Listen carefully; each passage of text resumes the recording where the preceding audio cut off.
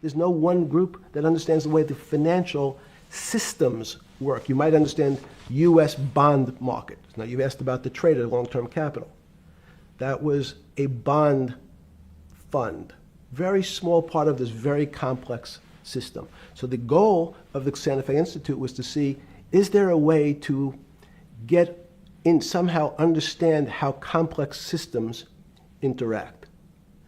Fast forward, Steve, to today, where Google and these other engine companies, the other tech companies, are trying to build artificial intelligence. The strangest thing that they've found, one of the strangest things, is that the systems that they design, this artificial intelligence, which a lot of people have heard about, is they design a bunch of systems. They're called neural nets. The term simply taken out of brain work, neurons in the brain. Nets because they actually look like a net. They put in some inputs. The computers work, spit out an answer. Sounds normal to you. It's because you're thinking about that calculator you had in 1976 on your desk. When you ask the person who designed the system, how did it come to that answer? How did your neural net, can you show me the calculations? They say, no, we don't know. We don't know how the thing we designed actually came up with that answer. That's pretty strange. They take the same neural net now and they put it in front of a video game. No learning, nothing. They said to the computer, they say, sit in front of your video game and learn how to play. It seems the computer learns better than any human in history, faster than any human in history, beats any human in history, but when you ask the designer how did it do it, no one knows. It just did it. So that's the first little touch of things that we already have gotten to a place where we don't understand it, and we built it. Unbeknownst to most people. And it's easy to blame people for the financial crisis, like you'd blame someone for giving your father the drink before he had his heart attack. But what really happened, the real enemy of the finance system was Bill Clinton. And if you ask me what and who caused the financial crisis, I would tell you it was Bill Clinton. Because of what Bob Rubin and he did to the deregulate the financial system? No. Because as of the last time we had our 60-minute interview, you talked to me about home ownership. And you asked me whether everyone should own a home. And I told you, no, it's too risky. So the financial collapse of 2008 is because of hardworking African Americans, Hispanics, and whites who wanted to have a ownership stake in the society that all rests on their shoulders. They're the culprits. No, not at all.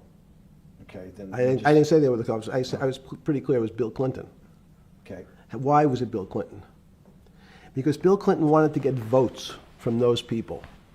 And he sold them the idea that instead of renting in a house, and historically the values of houses have gone up, and he said, you guys in these local communities who haven't been able to afford a house before, I'm going to show you a way. I'm going to give you a way because I'm sure I'll get your vote that you can own a house because I want your vote.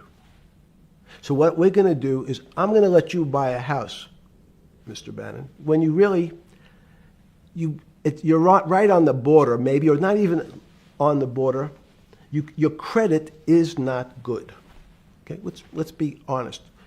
And it's not my fault, it's not Bill Clinton's fault, but if whatever happens, at the moment your credit score or whatever it is, your credit's not good. Now, normally, you come to me and want to borrow money, I'm a bank, and I say, I'm sorry, Mr. Bannon, I can't lend you money because your credit score is not up to where it needs to be. Hopefully, if you work harder and clean up some of your problems, it will be. But no, what I say to you is, I'm going to figure out a way to lend you, not give you. I'm going to lend you money anyway though you don't have a good credit score. And don't worry, I'm going to get rid of the term that you don't have bad credit. Bad credit sounds pejorative. You don't want to be a person. Sounds judgmental. Yeah, it sounds judgmental. So what we're going to do is we're going to call your credit situation subprime. Oh, nobody knows what that means. Subprime. That means prime is good credit. Subprime is not good credit, less than good credit. So we'll call it something that people really won't follow, and we'll tell you what. We're going to have people lend you money, though you are a subprime borrower, and I will figure out some government agencies to guarantee your loan, though I don't think you're a good risk. Gen yon bon gros business nou wè, gros supermarket, gros pharmacie international. Tout c'est tout petit yo te komanse, yo sorti en bas yo rive en lè. Normalement, le yon moun vle entre dans investissement, ou dwe chercher yon orientation. Lò bien orienté, ou ap kapab investi pi facile et ou pap gen crainte. Pi ngo pense so gen trop petit, pi ngo pense l pa ka investi. Quel que soit so capable investi, en 2 mains, dans un mois, sou capable faire $5 en plus sous li, c'est quand même investissement, c'est grandi la grandi. Et quel que soit petit business nou ouais qui a développé ya, il vient gros business. So the banks say no, no, no. So the banks say no, no, no. We don't want, initially, the banks said, sorry, this is too risky, Mr. President, for us. We're in the business of managing risk. It's not our money. It's the hard-working people's money sitting in our bank. We can't lend to people whose credit is not prime. You're asking us to lend to people who are subprime. And he says, here's the key, if you don't, Mr. Bannon, I'm going to make sure the Justice Department charges you with discriminatory lending because you refuse to lend to my subprimers. In business terms, you should never lend to. But what we'll do is I'm going to form an agency called Fannie Mae and Ginnie Mae, just another agency names. They'll guarantee your loan. So don't worry. Don't worry. You don't have to pay it back anymore. Even though and maybe you don't even have to work as hard anymore. That's probably a harsh statement, but these players, these two big firms, Fannie Mae, will guarantee the fact that that bank will receive its money. Now, the bank says, wow, best deal in history. I refused to lend to Mr. Bannon, but now he has the big brother, his Uncle Sam. He went to his Uncle Sam, and Uncle Sam says, I'm guaranteeing it. The bank says, I want everybody. Give me as many people as you can give me. Because Uncle Sam is the best credit in the world. Not only it's the United States government. We'll take it all. We'll take as much subprime as we can handle because it's the best investment for the moment. It's a strange investment because it has politics that has inserted its way into the numbers. Politics doesn't belong in the markets. But now we're going to have, I want the votes. We'll make guarantees that you who can't get a house normally will be able to get a house from the bank. The bank says, this is the best deal in history. We will package 100, 300, 1,000 of you subprimers, and we'll sell it off to somebody else. And the whole system becomes mired in subprime mortgages. That's becomes the issue. What do you mean mired? There's just too much supply. It's a supply-demand problem. You get too much supply. No, it's a very good question. What does too much supply mean? Well, then you get to people, go back to your first question to me. Government leaders. Government leaders know if they're good, and they can do mathematics, they can balance their checkbooks. So certain people in Congress said, well, how do you value these subprime mortgages? The banks say we've been valuing them the same way we've always valued them for the past 20 years. The accounting firms, there's something in this country called GAAP accounting, which is a standard type of accounting.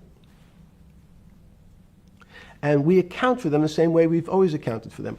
If we paid $1,000 for your mortgage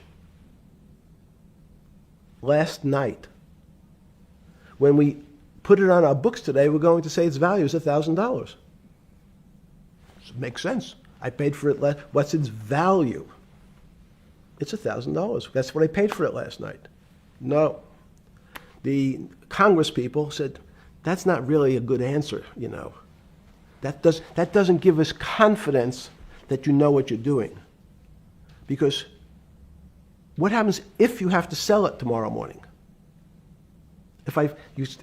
Something's happened and you have to sell it. Remember, there's kinds of stress tests.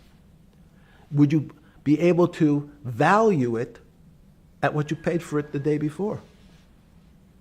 And Wall Street says, that's not the way you can think about this. This is crazy. We always value things at the cost from the day before. And they changed the accounting method, in essence, to say not what it was worth yesterday, but if I have to sell, what would it be worth? That's impossible. So what happens is every bank now has to value something they bought yesterday at lower than they paid. Never before in 20 years did they have to do this. So something they bought at 1,000, on their books was 1,000, is now 990. That starts to, you asked the question about what did I start to think about. The systems we study today, the way mathematics is either taught or understood, that women just haven't gotten up to the highest realms of engineering or physics or mathematics because of that, and you're actually implying that there's a either new branch of science, or we've hit an inflection point like in Newton that's going to go in a... Newton took mankind in a different direction because he was able to measure. Then you had subatomic, non-Newtonian physics later. Are you saying that you think there's another developing field that's coming up that may take us, I don't know how many decades to get our hands around, but that's what's evolving out of this? Yes. Yeah. In fact, I think that mathematics, it's not the end of science. Every year someone says it's the end of, we can't discover everything. There's lots to discover with relationship to the physical world, but we know a lot already. In respect to the unexplainable world, we almost know nothing. Women, again, sense it. And instead of Larry Summers, I won't digress too much, but Howard Gardner early on said, there's not one form of intelligence. It's not mathematical intelligence. There's emotional intelligence, this kinesthetic intelligence. You know, there's this argument that I reject that black people are less intelligent than white people. It's not true. We know, for example, that if I was in the forest and I had to run from the lion or figure out a way not to be eaten, and my competition is a local African, I'm the one who's getting eaten because they have the intelligence to deal with their local environment. Intelligence, li pa gen yon race. L'intelligence, li pa attribué avec yon nation. Parce que on est né intelligent. Mais gen de moun qui pa utiliser intelligence là. Ça kon sorti nan paresse. Par exemple, moi-même, gen an pile intelligence que m'genyen, mais paresse fait m'pa développer yo. Mais moi konnen intelligent. Ou même tout ou konnen ou intelligent. C'est pas parce qu'au blanc fort intelligent. C'est pas parce qu'au noir fort intelligent. Et quelquefois, intelligence li développée dans situation ou trouvé là. So it's just different. It's not better, it's not worse, but there's many differences amongst different types of people. And so people have different intelligences and they excel in some intelligences usually and less so in others.